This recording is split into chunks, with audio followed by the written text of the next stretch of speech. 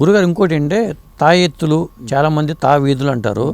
ఈ తాయెత్తుకు ఉన్న మహిమ ఏంటి, దీనికి ఆ శక్తి ఎలా వస్తుంది? తాయెత్తులో ఒక రక్షరేఖ ఉంటుంది, ఒక రాగి రేకు మీదనో లేక భూర్జపత్రం అని ఉంటుంది. ఆ భూర్జపత్రం మీదనో భుజపత్రి అని కూడా అంటారు, దాని మీదనో ఒక యంత్రం వేస్తారు.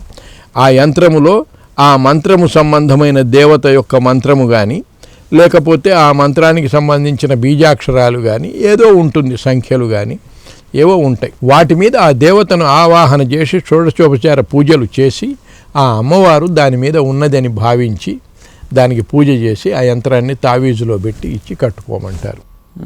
ఆ యంత్రం శరీరం మీద ఉంటే ఆ దేవత శరీరం మీద ఉన్నట్లు లెక్క. అందువల్ల అవి రావు. అట్లనే శాస్త్రంలో అట్లాంటివి ధారణా యంత్రములు, పూజన యంత్రములు అని 2 రకములు ఉన్నాయి. ధారణా యంత్రములు ధరించేదానికి, పూజనా యంత్రములు పూజ చేసేదానికి. దేవాలయాలు ప్రతిష్టలప్పుడు కూడా పూజన యంత్రాలు వేస్తారు అడుగున విగ్రహాల కింద, ఆ శక్తి కోసం. ఇది ధారణా యంత్రములు ఉన్నాయి. ఆ ధారణా యంత్రాలు కూడా వాటికి ఉద్ధారాలు అవి మంత్రశాస్త్రంలో చెప్పబడి ఉన్నాయి. ఒక ఉదాహరణకు ఒకటి చెప్తాను.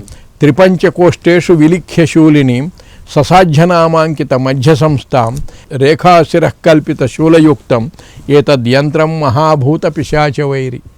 ఈ యంత్రము శూలిని యంత్రం. ఇది 15 కోష్టాలలో వేసేది. త్రిపంచకోష్టేషు 3, 5 అంటే 15 కోష్టముల్లో విలిఖ్య శూలిని మంత్రాన్ని రాయాలి. త్రిపంచకోష్టేషు విలిఖ్య శూలిని ససాధ్యనామాంకిత మధ్య సంస్థాం, మధ్య గడిలో సాధ్యనామం రాయాలి. దేన్ని మనం సాధింపదలుచుకున్నామో దాన్ని రాయాలి. ఆ రాసే పద్ధతులు కూడా వేరే ఉన్నాయి.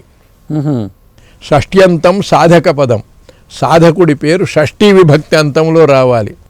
ద్వితీయాంతం సాధక ఫలం, మనం సాధించవలసిన ఫలితం ద్వితీయాంతం, ద్వితీయ విభక్తి అంతముగా రాయాలి. కురుయుగ్మం అధః, కురు అనేది కింద. ఇట్లా ఆ సంస్థలో రాయాలి అని. అయితే ఈ విభక్తుల జ్ఞానం ఈ రోజులలో కష్టం అనుకోండి, ఊరికే ఏదో రాస్తాం. అదొకటి. ఆ యంత్రం ఈ రకంగా యంత్రం చేసి రేఖాత్రిశ కల్పిత శూలయుక్తం, 3 శూలములు అట్లా 3 రేఖలు వచ్చేట్టుగా ఆ రేఖల మీద శూలాలు వేసి ఆ యంత్రాన్ని గనక కట్టుకుంటే ఏతద్ యంత్రం మహాభూత పిశాచవైరి, మహాభూతములకు పిశాచాలకు వైరి. అది శరీరములో ఉన్నంతసేపు వాటిని పొడుస్తుంటాయి ఈ శూలాలు. ఆ దేవత ఉన్నట్లు అవి రావు దగ్గరికి. అటువంటి యంత్రాలు, ధారణ యంత్రాలు ఉన్నాయి శాస్త్రములు. అవి ఇచ్చేవాళ్ళు ఉన్నారండి ఇప్పటికీ ఉన్నారు. అవి చేసి ఇచ్చేవాళ్ళు ఉన్నారు. అవి చేసి వాటికి కూడా జపం చేయాలి. ఎంతో కొంత జపం చేసి వాటికి ఆ జపం వాటికి ధారపోసి తర్వాత అక్కడ పూజ చేసి షోడశోపచార పూజ, అమ్మవారిని ఆవాహన చేసి వాటికి ప్రాణప్రతిష్ఠ చేసి ఈ విధానాలు అవంతా చేసి ఇచ్చేవాళ్ళు ఉన్నారు. అవి పని జరుగుతాయి. అంతేగాని ఊరికేసి ఇచ్చేవి జరగవు.